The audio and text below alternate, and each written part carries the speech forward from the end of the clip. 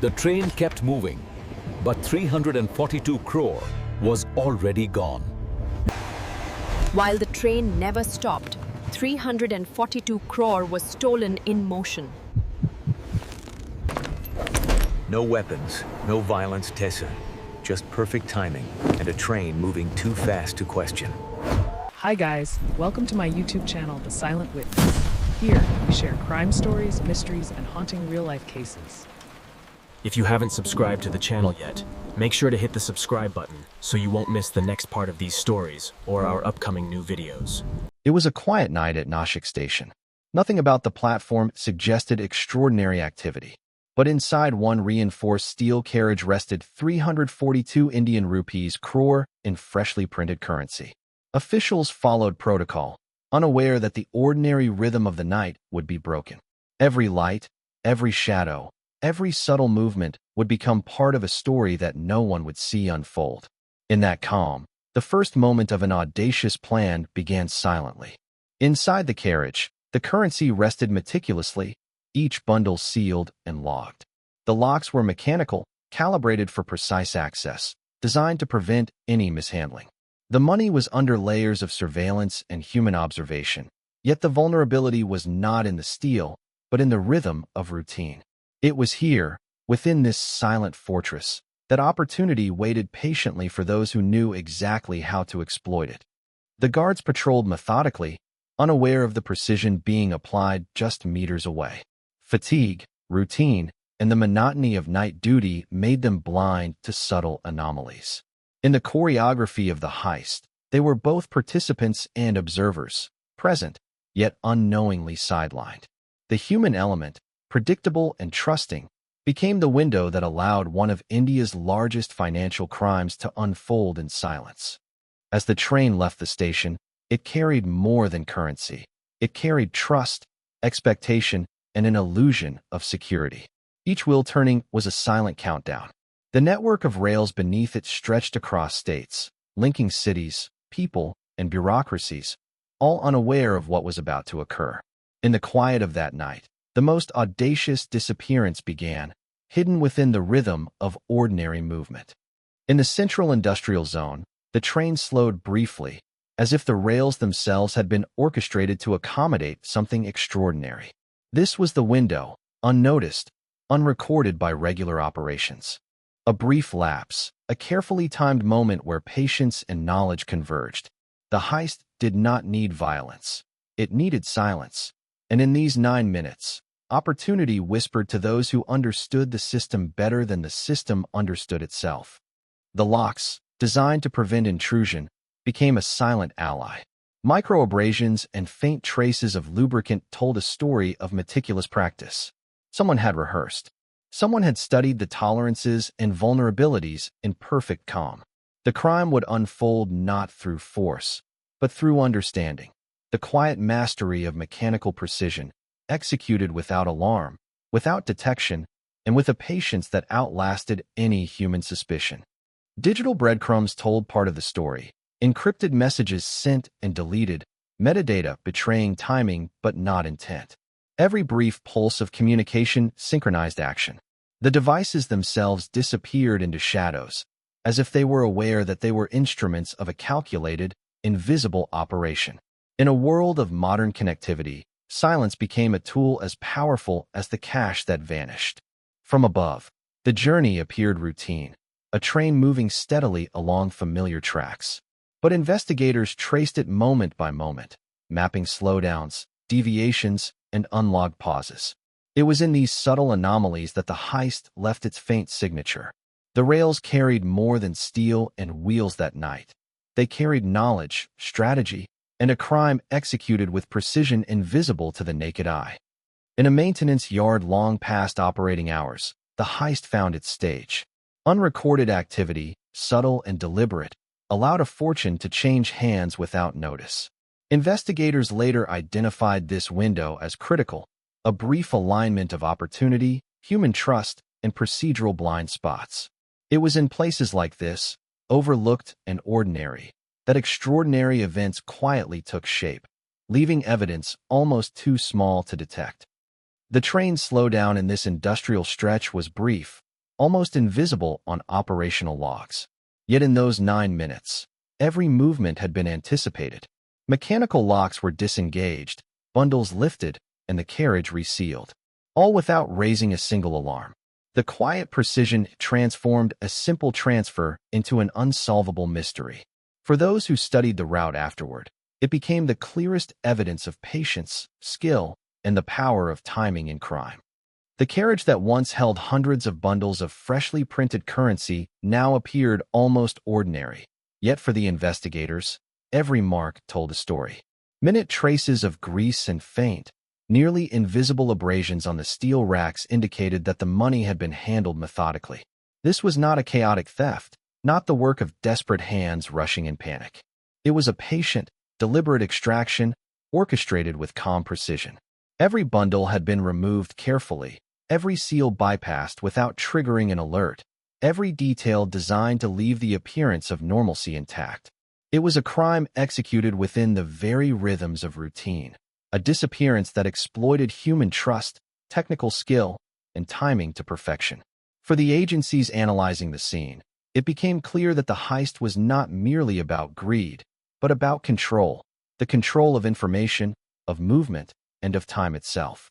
The money had vanished, yet the silence it left behind was louder than any alarm ever could be. When the investigators examined the railway map, what seemed like a simple route revealed a network of vulnerabilities hidden in plain sight. Each junction, industrial zone, and maintenance yard became a potential stage for opportunity.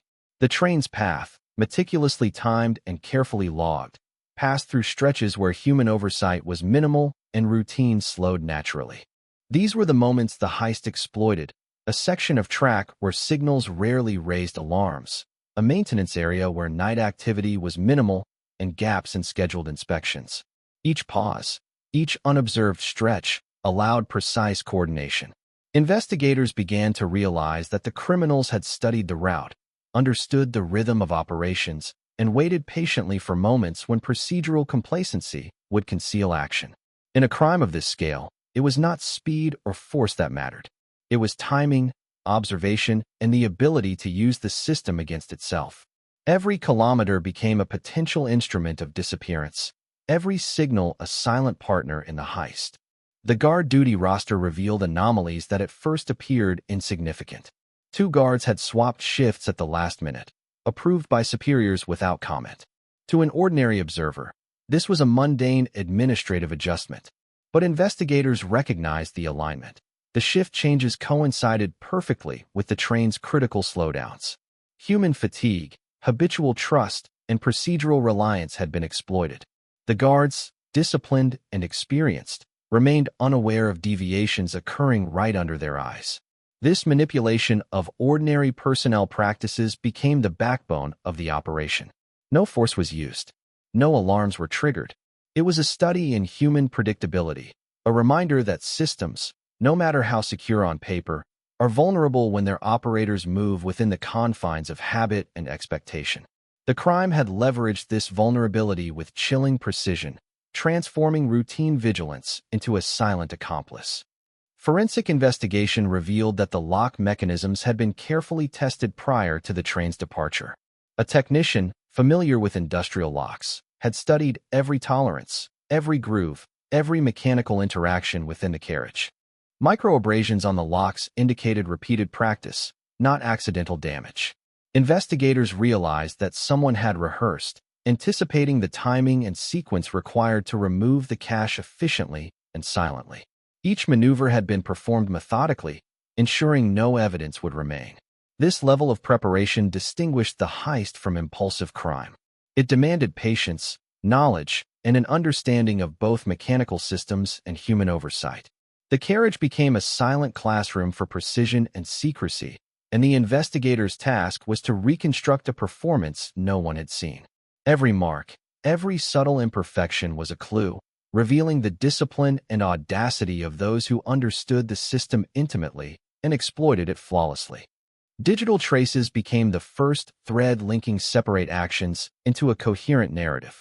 Encrypted messages were sent, erased, and sent again, leaving only metadata for investigators to analyze. Brief bursts of connectivity aligned with the train's critical slowdowns and unlogged pauses. Phones used disposable SIM cards, registered to fake identities, yet each communicated in perfect timing with human precision. Analysts deduced that these devices coordinated the extraction process, when to access the locks, when to lift the bundles, when to reseal the carriage. There was no chatter, no overt planning, no indication of chaos.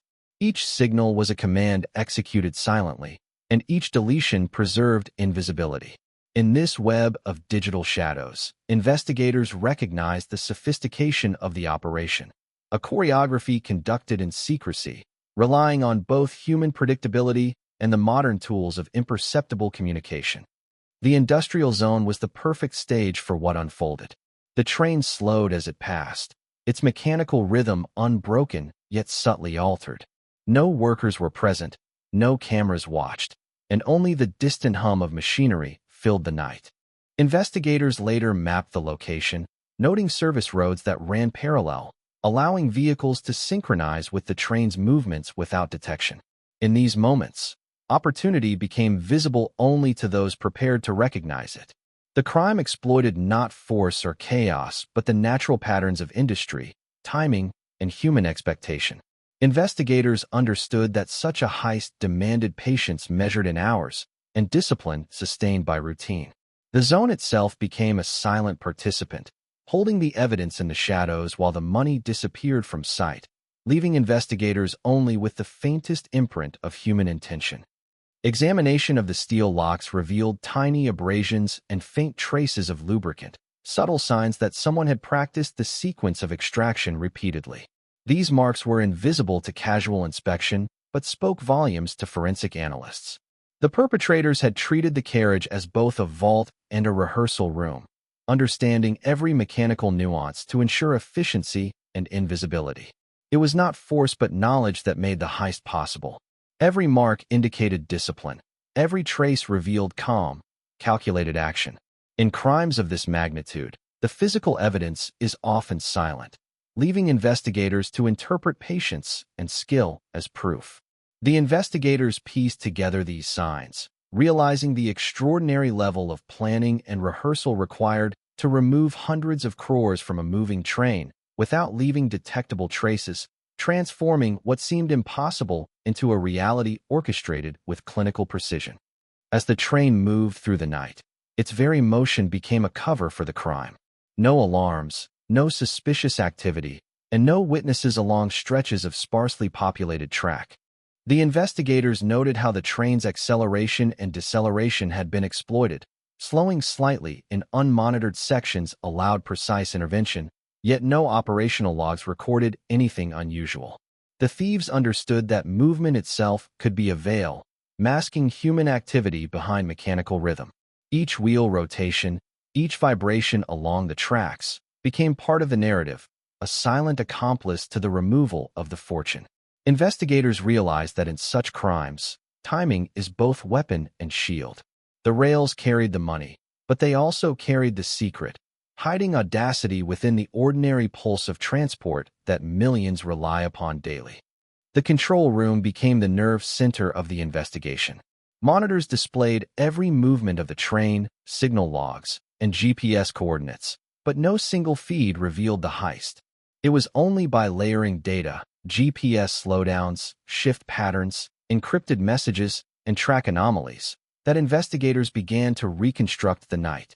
The room was tense, filled with the quiet hum of machines and the muted chatter of analysts debating every possibility. It became clear that the theft had exploited human routines, mechanical predictability, and digital coordination. Every detail mattered. The faintest pause in motion, a subtle discrepancy in a log entry, a microsecond of cellular signal activity. This was not just a crime. It was a complex orchestration requiring insight into systems, people, and timing. Slowly, the invisible trail began to emerge, revealing a network of preparation, patience, and silent precision behind one of India's greatest unsolved disappearances of wealth. Each device told a story, even as its contents remained hidden behind layers of encryption. Phones with disposable SIM cards, registered under false identities, were only active during precise moments.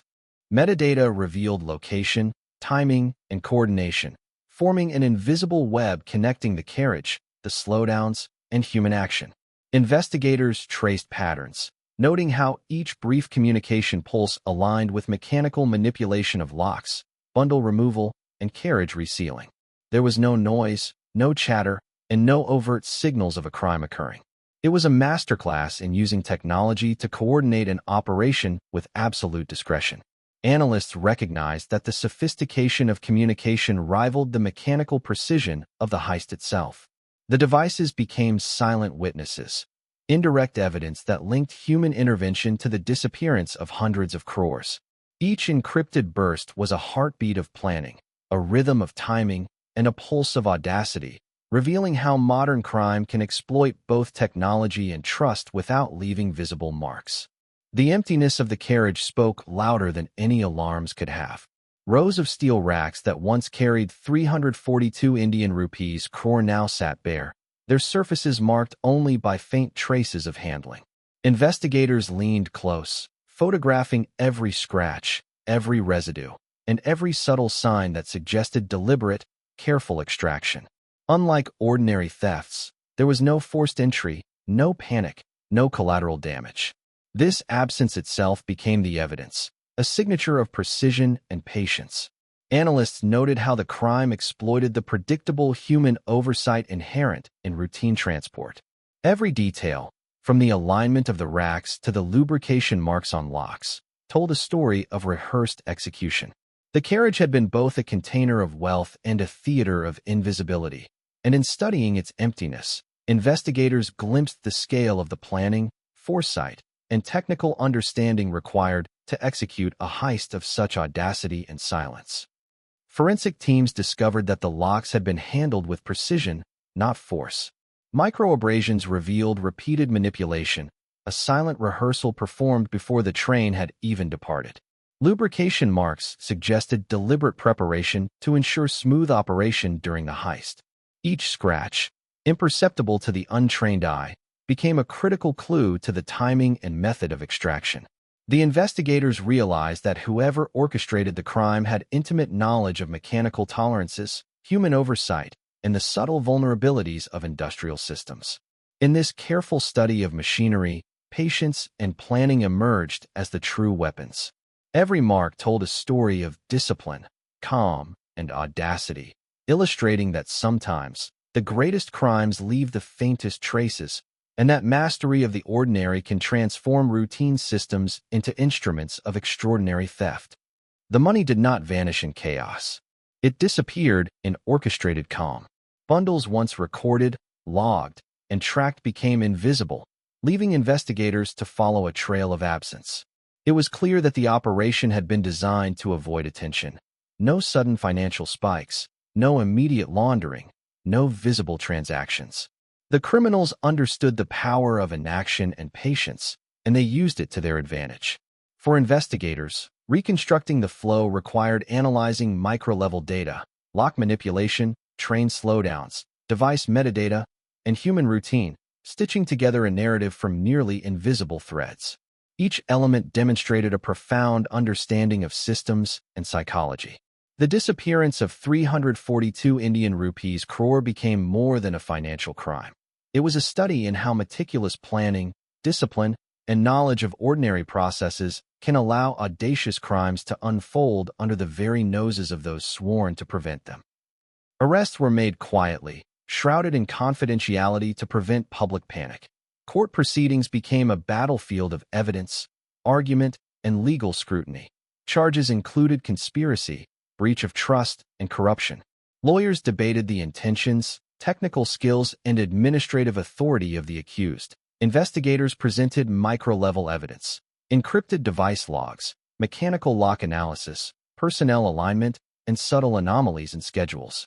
The courtroom, though public in design, was filled with a tension born of complexity and invisibility. Observers understood that the heist was not a story of dramatic violence, but one of patience, planning, and invisible mastery. Each witness, each piece of paper, each micro-detail became a narrative thread. The legal outcome demonstrated the challenge of prosecuting crimes that rely on invisibility and technical skill rather than overt confrontation, a subtle reminder that mastery of ordinary systems can create extraordinary crimes. The rails continue to carry billions every day, oblivious to the audacious crime that passed along their length. The RBI train heist of 342 Indian rupees crore was more than a financial loss. It was a lesson in patience, discipline, and the subtle vulnerabilities inherent in human systems. The perpetrators exploited timing, routine, and trust, executing a plan that relied on calm precision rather than chaos. Investigators pieced together the invisible trail through meticulous analysis of mechanical, digital, and human factors, revealing an operation that was as much about understanding people as it was about money. Even after arrests, the true fate of the cash remained uncertain, a silent testament to the audacity of calculated patience. The story reminds us that systems can be both protectors and blind spots, that discipline and foresight can outmatch force, and that in the quiet shadows, audacity can thrive without ever leaving a scream. The rails bear witness, quietly, to a crime as invisible as it was extraordinary.